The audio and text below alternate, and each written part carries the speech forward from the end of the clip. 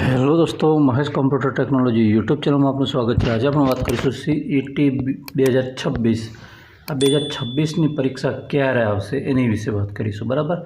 જો તમારે એમાંથી 90થી વધુ ગુણ લાવવા હોય તો એના માટે શું કરવું પડે એની વાત કરીશું અને એના શું ફાયદા છે એની પણ વાત કરીશ, બરાબર। કઈ યોજનાઓનો લાભ મળશે એની વાત કરીશું અને તમારું બાળક જો સળંગ સરકારી જે શાળા છે, બરાબર, ગવર્મેન્ટ શાળા, એની અંદર ભણતું હોય તો એને શું ફાયદો થશે અને ના ભણતું હોય તો એમાં તમને શું લોસ જવાની છે એની વાત કરીશું, બરાબર। હવે અહીંયા વાત કરી છે, પહેલું જ છે કે પરીક્ષા ક્યારે આવશે। તો પરીક્ષા આપણી આવવાની છે 14 ફેબ્રુઆરી 2026માં આવવાની છે। ક્યારે? 2026માં, યાદ રાખજો, 14/2000। હવે આની નોટિફિકેશન ક્યાર સુધી આવશે? તો આપણે આ 14માં આવવાની છે એટલે નોટિફિકેશન એનું ડિસેમ્બર પછી આવી જશે, ડિસેમ્બર એન્ડ, બરાબર।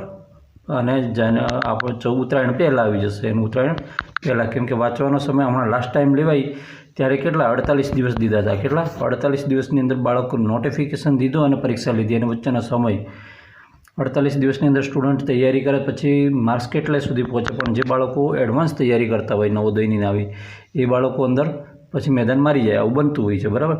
હવે પરીક્ષાની વાત થઈ, હવે અહીંયા વાત કરી છે આપણે 90થી વધુ ગુણ લાવવા હોય CETની અંદર તો શું કરવું।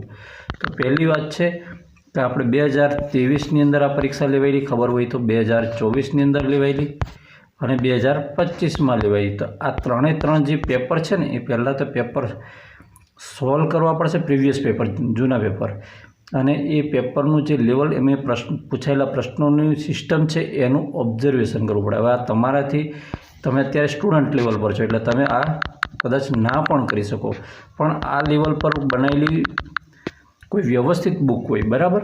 માર્કેટમાં ઘણી બધી બુકો વેચાય છે અત્યારે CETની, બરાબર। એમાંથી કોઈ વ્યવસ્થિત બુક હોય કે જેનું કન્ટેન્ટ તમારી અંદર, માન લો કોઈ ત્રીજાનું ધોરણનું કે ચોથાનું કે પાંચમાનું અંદર થોડું ઘણું કન્ટેન્ટ આપેલું હોય, આવી જેવી વસ્તુઓ છે ને એને આવરી લેવામાં આવેલું હોય એ હોય છે। આનું બેઠું તો ક્યારેય પૂછાતું નથી।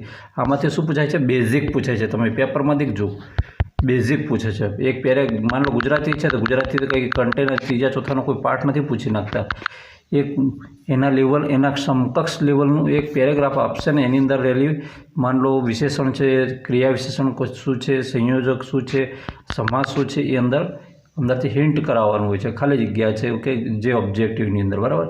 જે આ વસ્તુને એના માટેનું લેવલ એ છે, બરાબર। એટલે કે વ્યવસ્થિત કોઈક પુસ્તક વસાવી લેવાની અને બને એટલું દિવસનું પર ડે 2 કલાક આપવાના રહેશે। કેટલા?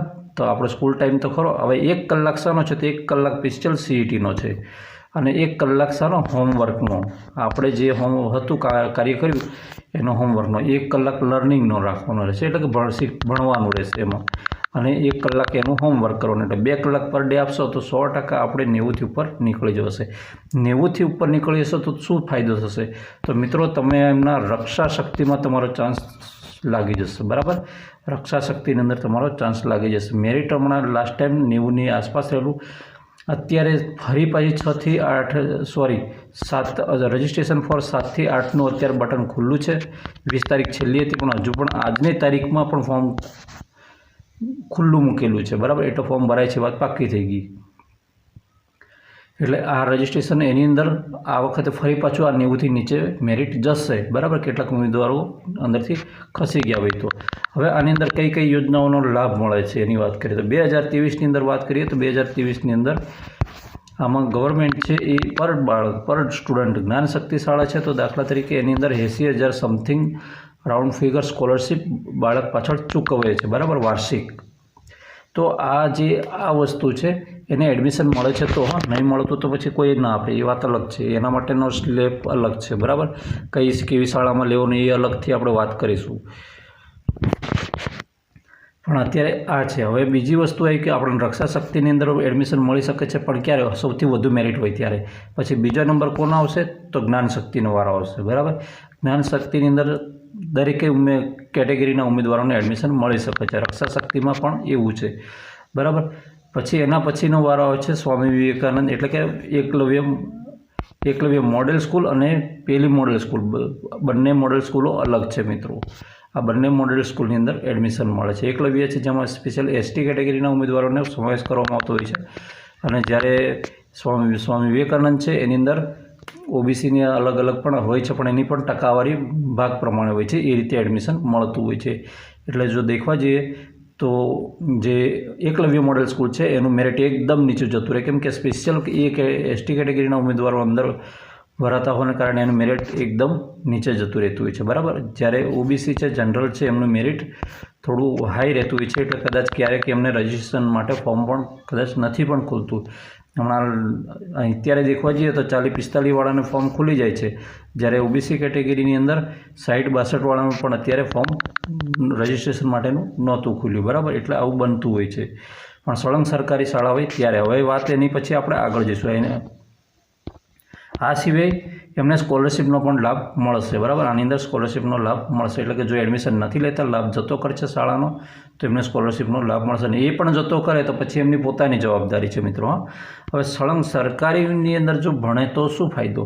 તો મિત્રો ધોરણ 1થી માંડીને 5મા ધોરણ સુધી ભણે તો એ બહુ ઓછા મેરિટે, એટલે કે એ જે એનો પાસિંગ રેશિયો 60 રાખવામાં આવે છે, પણ મને ખબર છે ત્યાં સુધી 52-55 વાળાને એવા પણ જ્ઞાનશક્તિની અંદર જતા રહે છે, બરાબર. જ્યારે એ જ્ઞાનશક્તિની અંદર જવું એ થોડી અઘરી બાબત છે, એટલે કે શું છે, રક્ષાશક્તિથી બીજા નંબરની સ્કૂલ છે, અને જ્ઞાનશક્તિ જે છે એના જ કારણે આ સીટીની એક્ઝામ લોન્ચ થઈ, સીધી વાત કરી દઈએ તો, બરાબર. પછી પાછળથી એકલવ્યની જે એક્ઝામ છે આની અંદર મર્જ કરીને લઈ આવવામાં આવી, બરાબર. એટલે એનાથી ફાયદો આ થાય છે, એટલે કે તમારું બાળક જો સરકારીની અંદર 1થી 5 પહેલેથી જ ભણતું હોય તો પણ વચ્ચેથી એક પણ વર્ષ ગમે ત્યાં ખાનગી શાળામાં ભણી ગયું તો પછી તમારો આ જે સળંગ સરકારીવાળો જે સ્કીમ છે, એટલે કે મતલબ આ છે એ બંધ થઈ જશે, કેમ કે અંદર SSA નંબર છે આપણો 18 આંકડાનો, એના પરથી શો થઈ જશે કે આ બાળક ખાનગીમાં ભણેલું છે. એટલે ફોર્મ ભરતી વખતે ઓટોમેટિક નો જ બટન આવી જશે અને તમારે બાળક છે એને રક્ષાશક્તિમાંથી સાઈડ પર જતું રહેશે, બરાબર. અને મેરિટમાં પાછળ પડી જશે. એનું કારણ આ છે, બરાબર. એટલે આ જે સળંગ સરકારીમાં ભણતું હોય તો એનો ફાયદો આ છે, બરાબર. હા, નો ડાઉટ કોઈ ઉમેદવાર દાખલા તરીકે એસટી કેટેગરીની હમણાં જ વાત કરીએ એમ એ ઉમેદવારો છે, તો આ ઉમેદવારોને કેવું છે કે એ કદાચ એક ના પણ એડ થાય, સળંગ સરકારની અંદર ના પણ હોય અને ખાનગી શાળામાં ભણતા હોય તો પણ જે એકલવ્ય મોડેલ સ્કૂલ છે એનું રિઝર્વેશન હેઠળ, એટલે કે એ સ્પેશિયલ એની અંદર આવી જતા હોય છે, બરાબર. એ ખાસા બધા ઉમેદવારો એની અંદર બાળકો લેવાના થતા હોય છે સ્પેશિયલ જ, એટલે એની અંદર એ બાળકોનો સમાવેશ થઈ જતો હોય છે, એટલે એમને વાંધો લગભગ નહીં આવે એવું મારું માનવું છે. ઓકે મિત્રો, વિડીયો ગમે તો વિડીયોને લાઇક કરજો, ચેનલ પર ન હોય તો ચેનલ સબસ્ક્રાઈબ કરવાનું બિલકુલ નહીં ભૂલતા, અને કંઈ પણ ગૂંચવણ હોય એવું લાગતું હોય તો તમે મને કોમેન્ટ કરજો, જવાબ આપવાનો પૂરેપૂરો પ્રયત્ન કરીશ. અને નેક્સ્ટ એક્ઝામ માટેની તૈયારી કરતા હોય તો આપણી સાથે જોડાયેલા રહેજો, આવી જ માહિતી હું તમને આપતો રહીશ. જય હિન્દ.